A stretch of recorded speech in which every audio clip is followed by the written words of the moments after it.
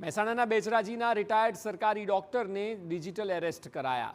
સતત 3 દિવસથી ઠગબાજોએ ડોક્ટરને લીધા હતા બાનમાં। ડિજિટલ એરેસ્ટ કરીને 1 કરોડ 21 લાખની છેતરપિંડીનો પ્રયાસ કરાયો। મુંબઈ પોલીસ સીબીઆઈ ઓફિસરની ખોટી ઓળખ આપીને વૃદ્ધને ડરાવાયા। ડોક્ટરના નામે મની લોન્ડરિંગ થયાનું કહીને ધરપકડની ધમકી આપી।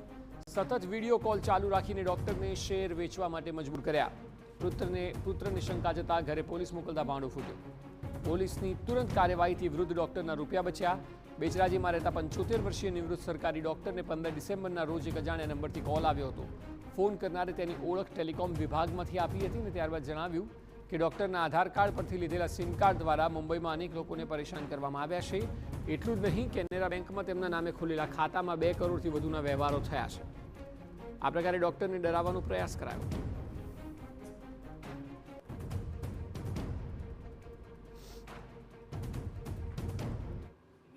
तो मारा नामનું ખાતું કેનેરા બેંકમાં બોમ્બેમાં મારી હાજરી વગર મારી એપ્લિકેશન વગર કઈ રીતે ખોલ્યું।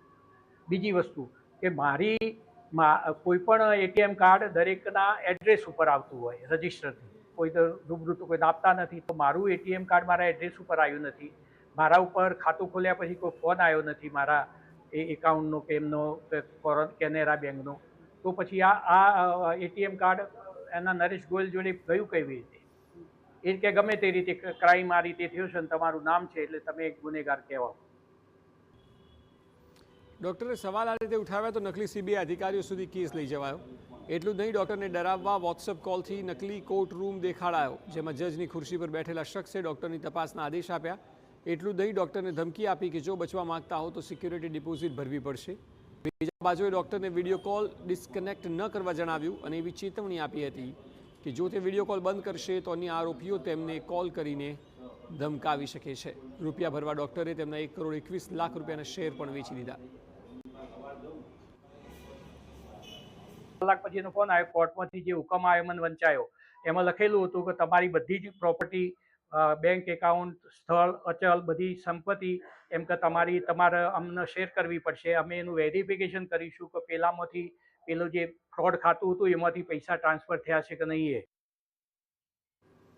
બીજા બાજુ ડોક્ટરને સતત 54 કલાક સુધી બાનમાં લીધા। દરમિયાન પિતાના બદલાયેલા વર્તનથી પુત્રને શંકા ગઈ। પિતા યોગ્ય રીતે વાત ન કરતા હોય કે ઘરની બહાર પણ ન નીકળતા હોય તેમના પુત્ર કવનભાઈએ પોલીસને જાણ કરીને પોલીસ ડોક્ટરના ઘરે પહોંચતા ડિજિટલ એરેસ્ટનો ભાંડો ફૂટ્યો અને તેમના રૂપિયા જતા બચી ગયા।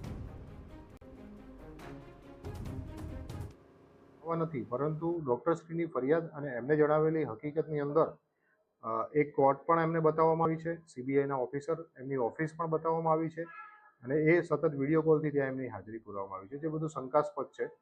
ડૉક્ટરશ્રીનો પોલીસ સંપર્ક કરે એ દરમિયાન એમને ખ્યાલ આવી જતા એમને તાત્કાલિક પોતાના મોકલેલા ડોક્યુમેન્ટ, સ્ક્રીનશોટ વગેરે ડિલીટ કરી દીધેલા છે, પરંતુ વિડીયો કોલના પુરાવા મળેલા છે, વિડીયો કોલનું રેકોર્ડિંગ નથી મળ્યું। હાલ ડોક્ટરની ફરિયાદને આધારે પોલીસે વધુ તપાસ હાથ ધરી છે।